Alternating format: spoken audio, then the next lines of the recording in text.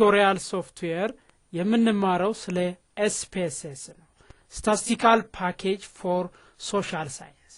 ስለ Statistical Package for Social Science ከመማራችን በፊት ስለ ሶፍትዌር አንዳንድ ነገሮችን ሬዝ እናድርግ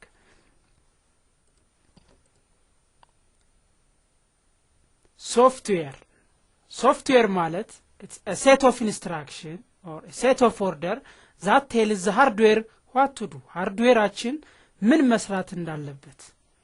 ኢንስትራክት የሚያደርጉ የትዕዛዛት ጥርቅሞች ምን ተብሎ ይጠራሉ ሶፍትዌር ይባላሉ እነዚህ ሶፍትዌር ኖርማሊ በሁለት እንከፍላቸዋለን አንደኛው ሲስተም ሶፍትዌር ነው the other application software ሲስተም ሶፍትዌር የምንላቸው those are software they designed to perform general tasks ጠቅለል ያለ ስራ እንዲሰሩ ተደርገው ዲዛይን የተደረጉ የሶፍትዌር አይነቶችን ሲስተም ሶፍትዌር እንላለን ለምሳሌ MS DOS MS Windows Unix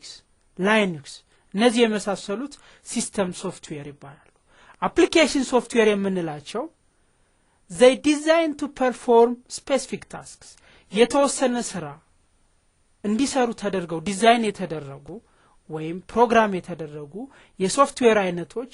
አፕሊኬሽን እንላቸዋለን አፕሊኬሽንን በሁለት መልኩ ከፍለን እናያለን አንደኛው ቤዚክ ነው ሌላው ፕሮፌሽናል ቤዚክ የምንላቸው ላይክ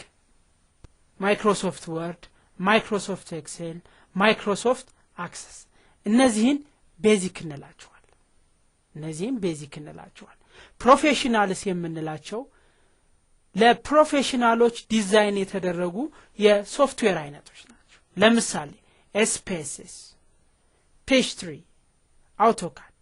SPSS ለሶሻል ስታዲስ አንዳንድ ሪሰርቾችን ለመስራት የምንጠቀምበት የሶፍትዌር አይነት ነው Page3 ለአካውንቲንግ ሲስተም የምንጠቀምበት የሶፍትዌር አይነት ነው AutoCAD for designing purpose ለኢንጂነሮች የሚያገለግል የሶፍትዌር አይነት ስለዚህ እኛ ዛሬ የምንማረው ወይም በዚህ ቱቶሪያል ላይ የምንማረው ስለ SPSS ነው ማለት ነው Statistical Package for Social Sciences Statistical Package for Social Science